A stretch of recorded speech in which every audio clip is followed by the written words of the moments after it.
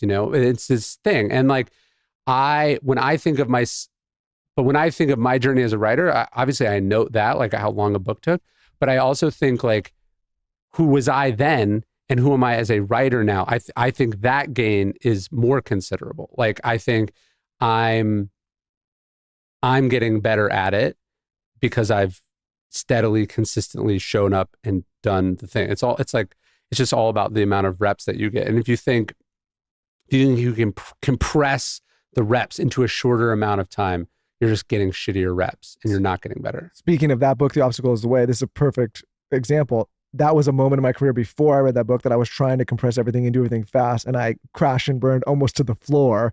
And pulling myself up out of that tailspin, I found your book, and that was a very helpful book to me, be like, oh, The Obstacle is that's like kind of how I found you. But it's funny hearing you say this now all these years later, because that was me trying to do everything as fast as possible as a young guy, and then doing it in a sloppy way, and almost getting in trouble doing it that way because it wasn't sustainable. And then I read that book and I was like, okay, this is the way out of it. It's funny, that book came out in 2014, but in 2008 or 2009, I'm forgetting when exactly, a publisher, I'd written an article about Stoicism, and a publisher asked me if I wanted to turn it into a book. So I'd probably wanted to be a writer. I'd probably been working at writing there for 3 or 4 years, maybe 4 or 5. But that was it. Like, I was like, this is my shot. This is the thing that I've wanted. This is my shot. And I went to Robert Greene, who I was then a research assistant for, and doing a bunch of other stuff. And I said, what do you think? Like, I was like, this is what they're offering. And I thought he would be like, well, you should ask for this, or I thought he'd give me like contract negotiation advice. And he was like, you should turn it down. And I was like, what?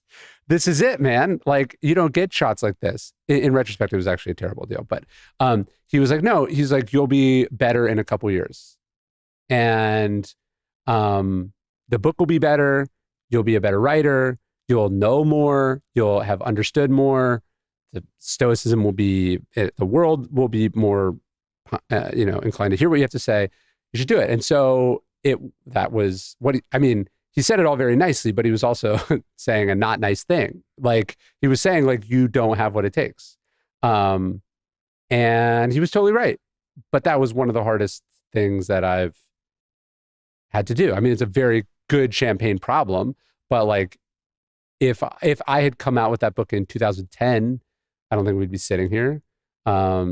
Maybe somebody else would have written a better book, or maybe I would have written such a shitty book, like it would have killed the whole thing. I don't know. But it was, you want to think you're ready. And sometimes you are, but a lot of times you're not. And sometimes discipline is like not doing the thing as opposed to doing the thing. How do you look at social media with all these people going viral quick? Like, what do you think the long-term effects of that are? Well, I think it's really tough to be blessed by the algorithm and to get the thing that in previous environments or markets you would have had to slowly acquire over years and years, because you can learn instead of going, hey, I'm lucky, you go, hey, I'm good. And maybe you are, but you're probably not. Right. And so you can learn the wrong lesson from your success. Even with The Obstacles Away. So and I'm speaking here from experience. Like, when The Obstacles Away came out, it did okay. I don't think it didn't hit any bestseller lists, but it wasn't a failure. It was sort of slowly chugging away. Probably did what the publisher hoped it would do. And then maybe 6 or 7 months in, I suggested we like discount the ebook. I'd seen these like sort of email newsletters that just specialized in discounted ebooks. And so they were like, okay, let's give it a try.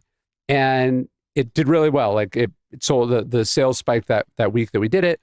And then for whatever reason, Amazon just kept it discounted. And they, like, I think it was either a glitch or like some person was putting their thumb on the scale for me.